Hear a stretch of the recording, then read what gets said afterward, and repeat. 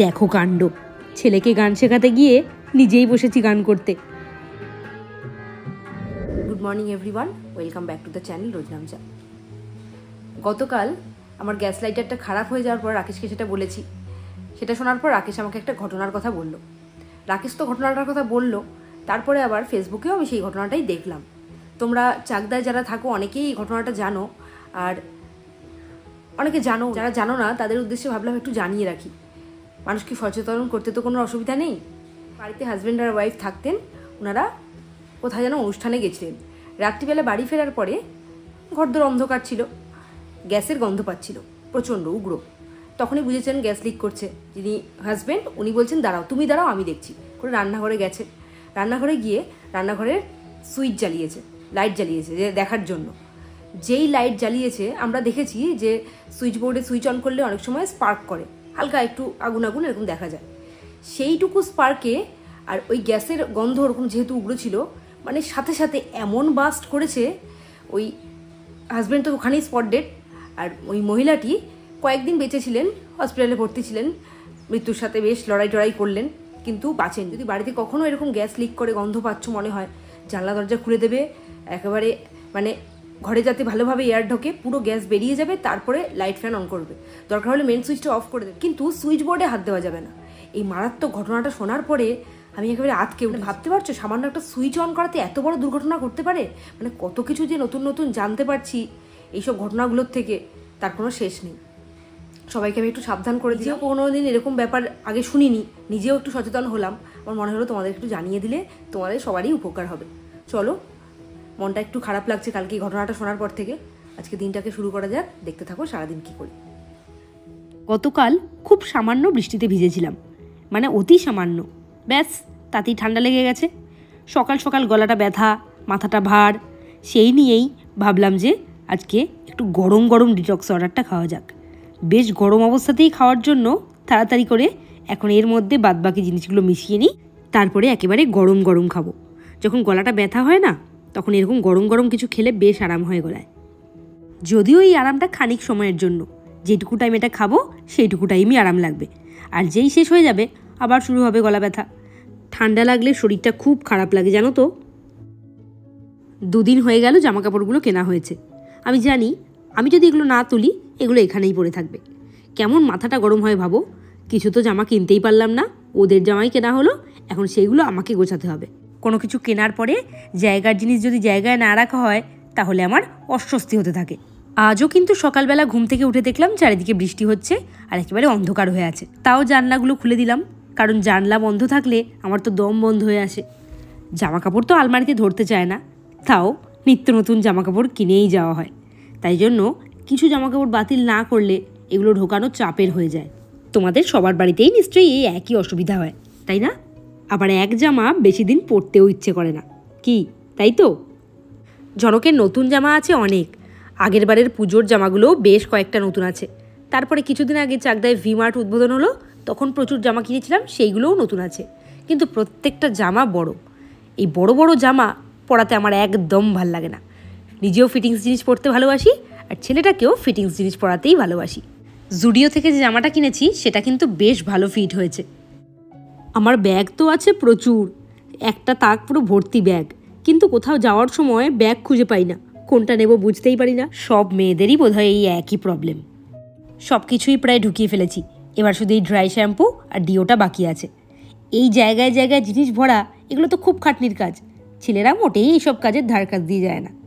আর রাকেশের কথা কি বলবো, ও তো একটা জায়গার জিনিস আরেক জায়গায় নড়ায় পর্যন্ত না। আমরা দুজনেই না খুব কম দামের জিনিস কিনতে খুব পছন্দ করি। মানে খুব দাম দিয়ে অল্প জিনিস কেনার থেকে আমার মনে হয় কম দাম দিয়ে অনেকগুলো জিনিস কেনা বেশি ভালো, তাহলে ঘুরিয়ে ফিরিয়ে পড়া যায়। মায়ের কাছে এই জন্য তো সবসময় মানে ঝাড় খাই। মা বলবে যে তোদের তো বেশি দামের জিনিস হাতে ওঠে না, 100 টাকার জুতো পরি, 150 টাকার কুর্তি পরি, এই করতে থাকি। আর রাকেশ আর আমার মেন্টালিটি এই দিক দিয়ে একই রকম। কী বলো তো, আমরা 100 টাকার একটা চটি কিনবো, কিনে একেবারে পড়তেই থাকবো, ছিঁড়ে যাবে আরেকটা কিনবো। আর মা তা না, মা বলবে যে দাম দিয়ে কিনবো, অনেক দিন পড়বো। আমার তোমার কম দামি জিনিস কেনাই ভালো। তবে রাকেশকে দেখলাম একটা জুতো কিনেছিল শিয়ালদা থেকে 100 টাকা দিয়ে, বর্ষার জুতো, সেটা ছিঁড়ে গেছে। তারপরে আবার একটা জুতো কিনে নিয়ে এসেছে খাদিমস থেকে কিনেছে। তার মানে নিশ্চয়ই একটু ভালো জুতোই হওয়া দরকার ছিল, কিন্তু খাদিমসের মধ্যে সবচেয়ে যেটা কম দামি জুতো সেটাই কিনে নিয়ে এসেছে। খাদিমস থেকে এই জুতোটা রাকেশ কিনেছে। এখন এই ক্রক্স টাইপের জুতোগুলো খুব উঠেছে, সবাই এগুলোই পরছে দেখছি বর্ষাকালে। এটার দাম নিয়েছে 250 টাকা। নিশ্চয়ই খাদিমসের মধ্যে সব থেকে কম দামি এই জুতোটাই ছিল। ঝনকের গানের স্যারের কথা অনুযায়ী আমরা এখন হারমোনিয়ামটাকেই বাইরেই রাখি, আর তাতে কিন্তু ভালোও হয়েছে। যাতায়াতের পথে কখনো কখনো যদি ইচ্ছে হয় একটু বসেও নেওয়া যায়। আজকে যেমন সকালবেলা একটু সময় ছিল, ভাবলাম একটু গানটা নিয়ে বসা যাক, কিছুটা টাইম তো হাতে আছে। হারমোনিয়াম বাজিয়ে গান তোমাদেরকে খুব একটা শোনানো হয়নি। যদি তোমাদের ইচ্ছে হয় শোনার তাহলে আমাকে বলো, একদিন সময় করে শোনাবো। আমার কিছু পার্সেল এলো আর তোমাদের সাথে শেয়ার করলাম না, এটা তো হতেই পারে না। পার্সেল এলেই আমার মনে হয় তোমাদের সাথে একটু শেয়ার করি। দেখা যাক কি অর্ডার করেছিলাম আর কি এলো। নিজের জিনিস খুব একটা অর্ডার আমি করি না, সাধারণত যেগুলো খুব দরকারি সেই সব জিনিসই অর্ডার করি। যেমন আজকে অর্ডার করেছিলাম এক্সট্রা ভার্জিন কোকোনাট অয়েল। তোমরা অনেকে জিজ্ঞেস করেছিলে এটা কি কোম্পানির। এটা হলো ভি লাইকের। এটার দাম নিয়েছিল 468, আর এর মধ্যে থাকে 500 ml। এটা এতটাই ভার্জিন যে বেশি দিন হয়ে গেলে এটা কেমন নষ্ট নষ্ট হয়ে যায়। বুঝতে পারছো তো তাহলে কতটা খাঁটি। ঝনককে আমি ছোটোবেলার থেকে এই তেলটাই মাথায় মাখাই, আর ওর চুলগুলো তাই জন্য বেশ কুচকুচে কালো। আমিও কিন্তু এখন ঝনকের সাথে এটাই মাখি। গতকাল রাত্রিবেলা আমি রিয়েলাইজ করলাম চশমা খুঁজে পাচ্ছি না। তোমরা হয়তো ভাবছো চোখে তো চশমা আছে, চশমা খুঁজে পাচ্ছে না কেন বলছে। নতুন যে চশমাটা আমি কিনেছি পরশুদিন ঘুরে ফেরার পর থেকে চশমা খুঁজে পাচ্ছি না। আমার এরকম জিনিসপত্র এত হারায়, মাথার ক্লিপটা কোথায় রাখলাম খুঁজে পাচ্ছি না। ঝনককে স্কুলে যাওয়ার সময় ওষুধ খাওয়াবো, ওষুধের কৌটো খুঁজে পাচ্ছি না। চশমাটা তো খুঁজে পাচ্ছি না, তো পাচ্ছিই না। সারা বাড়ি তন্ন তন্ন করে খুঁজে ফেলেছি, ব্যাগ খুঁজেছি, যেটা জামা কাপড় পরে গেছিলাম সেই জিন্সের পকেট দেখেছি, কোথাও পাইনি। রাকেশকে কতবার করে বললাম একটু যাও গাড়িতে গিয়ে দেখো, কালকে দেখে এসছে, রাত্রিবেলা অন্ধকারের মধ্যে খুঁজে পাইনি। সকালে এখনও গিয়ে আবার তেল দিই, একটু দেখে আসুক। আমার তো আর একদম সময় নেই যে গিয়ে খুঁজবো, 8টা বাজতে 10 হয়ে গেছে। এক্ষুনি স্নানে ঢুকতে হবে, নাহলে ওইদিকে 9:30 ওভার হয়ে যাবে, বেরোতে দেরি হবে আর রাকেশ ট্রেনটা পাবে না। এখন ওকে ডেকে দেখি একটু তেল দিয়ে যদি চশমাটা খুঁজে দেয়, আর না হলে এত খারাপ লাগবে। ওই চশমাটা আমার খুব পছন্দের চশমা। একটা পছন্দের জিনিস হারিয়ে গেলে কতটা কষ্ট হয় সে তো সবাই জানো। আমার চশমাটা খুঁজে দাও। যাচ্ছি। কোথায় ফেললে তুমি? গাড়ি ছাড়া কোথায় থাকবে? সব দেখে নিয়েছো? এখন ভিডিও করাতে একটাই আমাদের মানে নিশ্চিন্ত যে আমরা কোথাও ফেলে আসিনি, কেননা লাস্ট যখন গাড়ির ভিডিওগুলো দেখলাম তখনও চোখে ছিল। এমন অবস্থা আমার চশমা হারিয়ে ফেলেছি। এইটা কালকে সারা রাত জ্বালিয়েছে, দুজনকে জ্বালিয়ে এখন ঘুমাচ্ছে। ঝনককে ঘুম থেকে তোলার পর থেকেই শুরু হয় আমাদের ওষুধ খাওয়ানোর পর্ব। কিন্তু তাও অনেক ভালো আছি জানো তো। ওই অ্যান্টিবায়োটিক দেওয়ার থেকে বাচ্চাদেরকে হোমিওপ্যাথি সারা বছর ধরে খাওয়াবো, টাইম টু টাইম খাওয়াবো, তাও ভালো। কিন্তু অ্যান্টিবায়োটিক মানে ওই বিষগুলো আমি কিছুতেই ঝনকের শরীরে ঢুকতে দেবো না। যে আসছে, পেয়েছে কিনা কে জানে, দেখি। পেয়েছো? তুমি কোথায় রাখো কে জানে, আমি জানি না, গাড়ির মধ্যে নেই, দেখে আসো। তোমার চোখে কি ওটা? চশমা? কেন কি আসছো কেন? ওটাই তো আমার চশমাটা। হ্যাঁ তোমার চশমা, খুঁজে দেখো, যাও। এই দাও। এখন এখন ভিডিও করাতে আমাদের একটা সুবিধা হয়েছে, কোনো কিছু খুঁজে না পেলে ফোন সার্চ করতে শুরু করি ভিডিওগুলো, লাস্ট কখন দেখা গেছে জিনিসটা, এই করে পেয়ে যাই। আমি একদম শিওর ছিলাম যে এই চশমাটা বাইরে কোথাও পড়েনি। একবার ভাবছিলাম যে ট্রায়াল রুমে যখন জামা কাপড় ট্রায়াল দিতে গেছিলাম প্রহসনের জন্য, তখন কি হলো, এটা কি করলে? তোমার চশমা তুমি পড়ো, লোকে বলে পড়ি আমি। কি করে দিয়ে গেল দেখো। যখন ট্রায়াল রুমে ট্রায়াল দিতে গেছিলাম জামা কাপড়, তখন ভাবলাম যে ওখানেই হয়তো ফেলে এসেছি। তারপরে ভিডিওগুলো দেখে দেখে বুঝলাম যে আমি ওখানে ফেলিনি, গাড়িতেই আছে। আমি ওকে বললাম যে গাড়িতে আছে, আমি একদম শিওর, তুমি দেখো গিয়ে। রাত্রিবেলা অন্ধকারে পাইনি, পেয়ে গেছে আমার চশমা, আমার প্রিয় জিনিস, বাঁচলাম। রোজ বলো আমার জন্য দেরি হয়েছে, দেরিটা কে করছে এখন? কে দেরিটা করছে? কে করছে দেরি? বেরো তুমি, এতক্ষণ আমাকে দিয়ে সমস্ত কাজগুলো করালে, বেরিয়ে কি করব? বাকি ছিল। বেরিয়ে কি করব? বাইক বের করব? একদিন আগে হয়ে বলার আওয়াজ। ঝনকের চুলটা পর্যন্ত আঁচড়ে দেয়নি, দেখো। কভার দেবো তোকে, আর চুলটা আসতে বল, চুলটা আসতে দিয়ে তুই সঙ্গে সঙ্গে ওটাকে উল্টো পাল্টা করিস। দাঁড়া দিচ্ছি। এরপরে ঝনককে স্কুলে পাঠিয়ে আমিও গেলাম স্কুলে। আজকে স্কুলে পরীক্ষা ছিল, ড্রয়িং পরীক্ষা। রং নিয়ে আমাদের কি খেলা চলছে দেখো বাচ্চাদের মতো। আমরা যখনই সুযোগ পাই তখনই এইরকম মজা করতেই থাকি। আর এই যে এনাদের পরীক্ষা এখনো শেষ হয়নি, এনারা এখনো মনোযোগ দিয়ে রং করে যাচ্ছেন।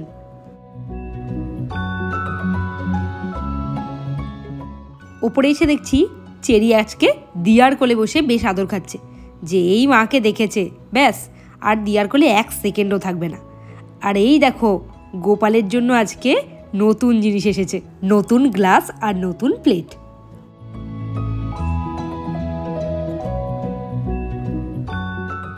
ঝনক আজকেও স্কুলে দুষ্টুমি করে এসেছে, তাই জন্য আজকে আমি ওকে বলেছি আজকে আমি সারা দিন তোর সাথে কথা বলবো না।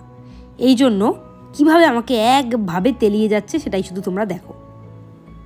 যতবার ঠেলে সরিয়ে দিচ্ছি ততবার গায়ের ওপর এসে উঠছে। আসলে পটানোর মাস্টার তো কিভাবে পটাতে হয় মানুষকে খুব ভালো মতো জানে।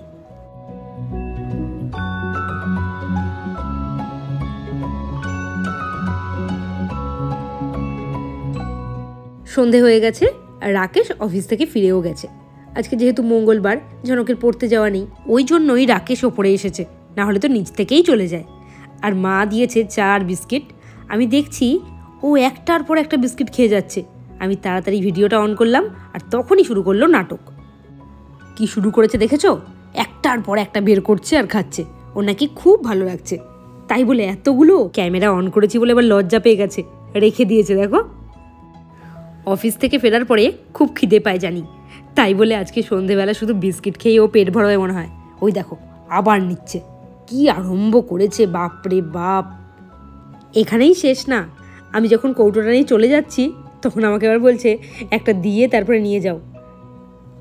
এইদিকে আবার রান্নাঘরে এসে দেখছি বিস্কিট খেকো হ্যাংলা জামাইয়ের জন্য শাশুড়ি আবার কি বানাতে বসেছে। এত খিদে পেয়েছে বুঝতে পারছে যে পেটে হয়তো রাক্ষস ঢুকেছে ছোটোখাটো একটা। আটা বা ময়দা, তার সাথে ডিম আর সামান্য একটু পেঁয়াজ আর লঙ্কা, এটা মিশিয়ে এইভাবে গোলা রুটির টাইপ করলে বেশ ভালো লাগে খেতে। আমার তো দারুণ লাগে, কিন্তু একটু টাইম লাগে, ঢেকে ঢেকে করতে হয়, না হলে ভেতরটা কাঁচা থেকে যায় আর ওপরটা পুড়ে যায়। বুঝতেই তো আসো এখানে, না ঠোসো। আর এগুলো ঠোসো এগুলো ঠোসো, ওগুলো বিস্কুট ঠোসো আর ঠোসো। মাঝে কি করে না সত্যি ধর।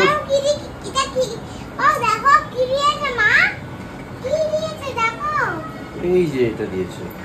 ছেলেরও এই জিনিস বেশ পছন্দ হয়েছিল, একদিন খেয়েছিল দিয়ার বানানো। আজকে দেখছে বাবার হাতে এটা, আবার ওর বায়না ও খাবে। ব্যাস বাবার সাথে বসে পড়লো খেতে।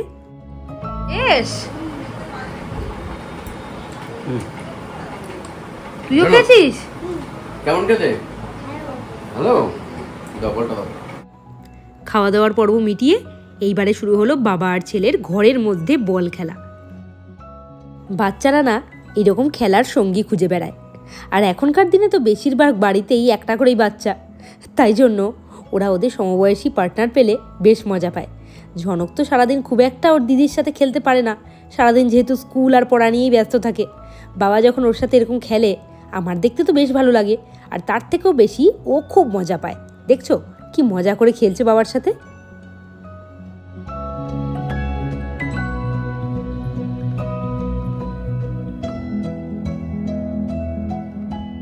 এবার তো ছিলাম আজকে বাড়ি চলে যাব ঝনককে নিয়ে, কিন্তু ঝনকের গানের স্যার ঝনককে এতটাই ভালোবাসেন, বলেছে আজকে একটু নিয়ে এসো। অনেক দিন ঠিকঠাক মতো ওর গান শোনা হয় না। আসলে ব্যাচে গান শিখলে না সেইভাবে টাইম দেওয়া যায় না যতই বলো।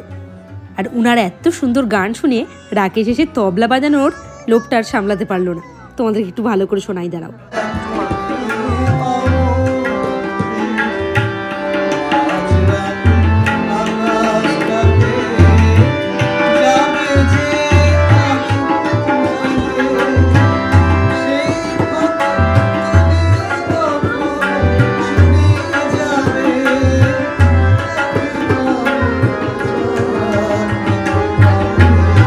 ঝনক তো কন্টিনিউয়াস ডিস্টার্ব করে যাচ্ছে, ওকে তবলাটা বাজাতে দিতে হবে। তারপরে আর কি করা যাবে, ছোট মানুষ, কথা না শুনলেই চিৎকার চেঁচামেচি দিতেই হলো। সুন্দর, বাহ কি তাল।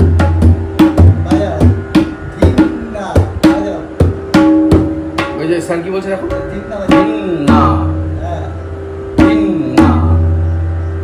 তারপরে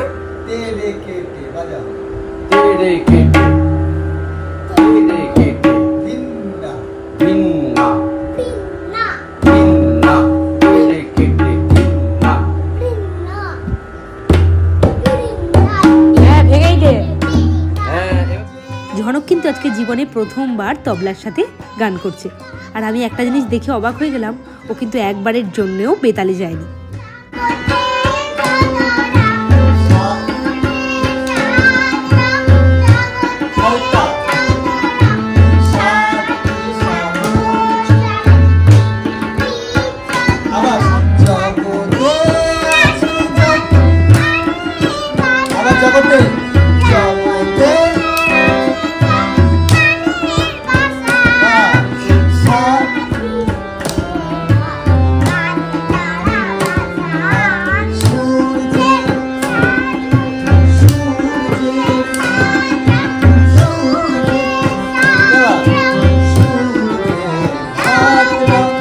ঝনক এখন খুবই ছোট, 4 বছর বয়সও হয়নি, তাই ঘন্টার পর ঘন্টা ধরে বসে বসে গান করা ওর পক্ষে অসম্ভব। ওর যেটুকু টাইম ধৈর্য থাকে, মানে যেটুকু টাইম ও খুব সিরিয়াসলি গান করে, আমার শুনতে এত ভালো লাগে, মনে হয় যে বসে বসে শুধু শুনতেই থাকে।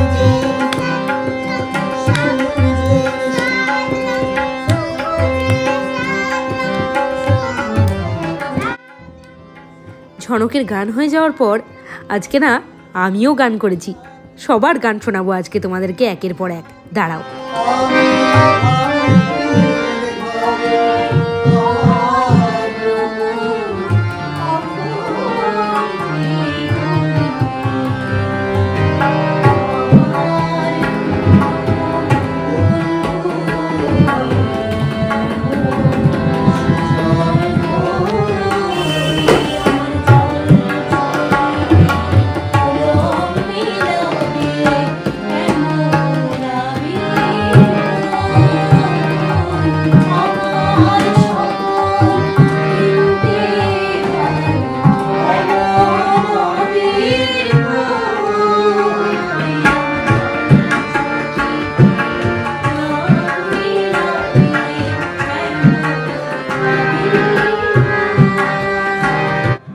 যে ছেলেটি তবলা বাজাচ্ছে খুব গুণী ছেলে।